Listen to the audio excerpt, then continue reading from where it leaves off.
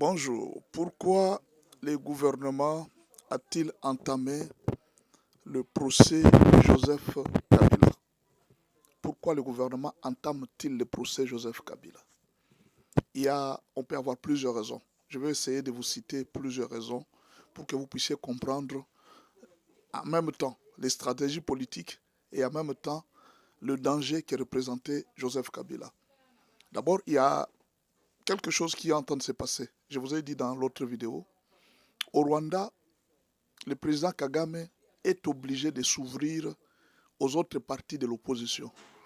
Il a été obligé de former un nouveau gouvernement en nommant un membre du parti politique de l'opposition.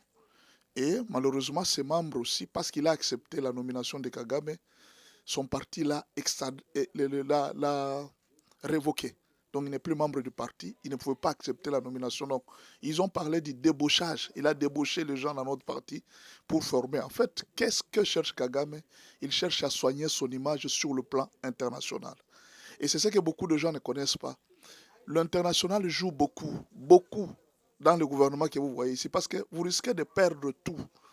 On risque de dire aux gens, ne visitez plus ce pays, n'aidez plus ce pays. Et c'est vous qui allez souffrir. Le monde, nous sommes interconnectés entre pays. Mais si vous avez une mauvaise réputation, ça risque de vous coûter très cher. C'est pourquoi Kagame aussi se bat de sa manière pour essayer de construire cette réputation qui s'est détruite par rapport à la guerre de la RDC. Mais alors, Félix Tshisekedi avait un opposant de taille. Pas parce qu'il est populaire, mais parce qu'il est potentiellement fort financièrement, capable de nourrir une armée forte qui peut renverser le pouvoir. Joseph Kabila n'est pas moindre dans la sphère politique congolaise. Pourquoi? Parce qu'il a plusieurs influences au sein de l'armée, il a plusieurs influences au sein de la politique, et même au niveau aussi de président de la région.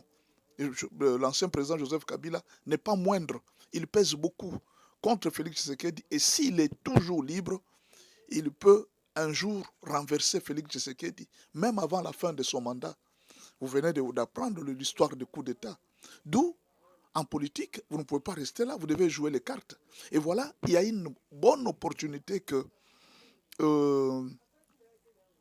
lui-même Kabila vient de donner au président Félix Tshisekedi. Quelle est cette opportunité? C'est le dossier Chiwewe. Le dossier Chiwewe, c'est une aubaine, c'est une richesse pour le gouvernement congolais afin de traquer Kabila. Alors, on a dit ce que je pense. Généralement, c'est comme ça que ça s'est fait. On a dit à Chiwewe, on lui a promis beaucoup de choses. On lui a dit, si tu dis toute la vérité, voilà, on va réduire la peine. La justice le fait toujours. Que si tu es coopérant, on va réduire ta peine. Alors, Chiwewe a accepté de coopérer. Alors, il a cité tous les gens. Mais il y a une dernière question qu'on peut poser à Chiwewe. C'est ce que moi, je suppose. Et si aujourd'hui, on te faisait passer au tribunal pour... Est-ce que tu peux confirmer ce que tu as dit? Ah oui, il n'y a pas de problème, je peux confirmer tout ce qu'il a dit. Alors, on y va au procès, et on va au procès sur le coup d'État, et c'est le nom de Joseph Kabila qui a été cité. Maintenant, Chiwewe a fourni des preuves, et ces preuves seront données par les services de renseignement les services de renseignement de la RDC, en collaboration évidemment avec d'autres services de renseignement des pays étrangers. Ne croyez pas que cette histoire-là s'est faite comme ça avec seulement l'ANR et autres. Non. Il y a aussi la collaboration des pays étrangers qui ont collaboré dans ces dossiers. En plus, il y a d'autres dossiers pour lesquels on était en train de poursuivre Kabila. Ce qui fait que, aujourd'hui, Joseph Kabila a donné une très bonne opportunité. Pourquoi je parle de l'opportunité? De se faire arrêter lui-même. Et il peut laisser pendant les 3 années qui restent à Félix une certaine tranquillité si on arrivait à l'arrêter. Maintenant, qu'est-ce qui va se passer?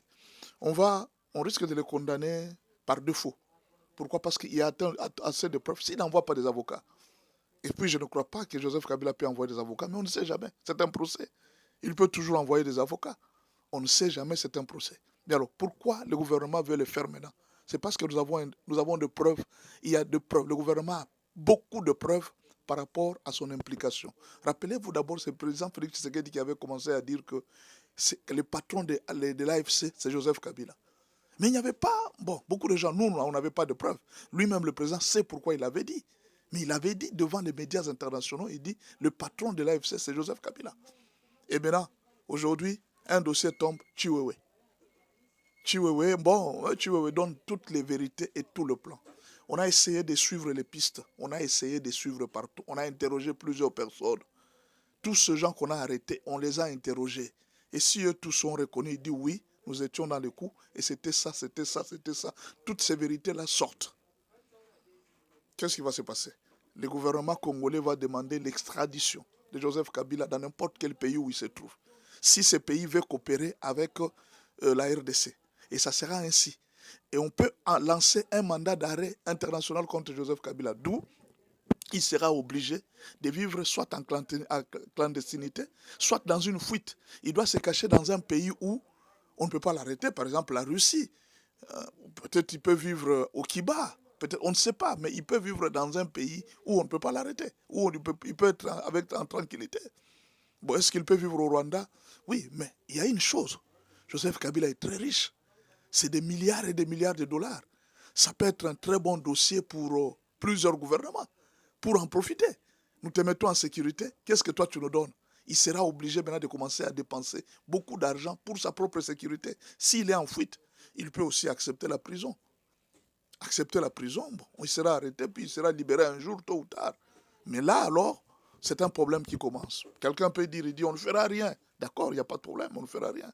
Mais il y a une histoire qui est en train de courir d'ici là. Bon, vous savez, il y a des rumeurs, il y a des informations qui sont vraies. Mais ça, c'est une rumeur que j'ai apprise. Qu'aujourd'hui, hier, je crois, Nanga voulait fuir pour aller vers le Kenya. Il voulait fuir, il avait déjà mis une grande réserve de carburant pour fuir. Fuir pour aller où? En fait, la vérité que les gens ne veulent pas dire. Les gens pensent que tout ce qui se passe à l'Est, là, les guerres qui se font, alors, non. Tout ça là, je vous dis la vérité, c'est un problème de dernière minute.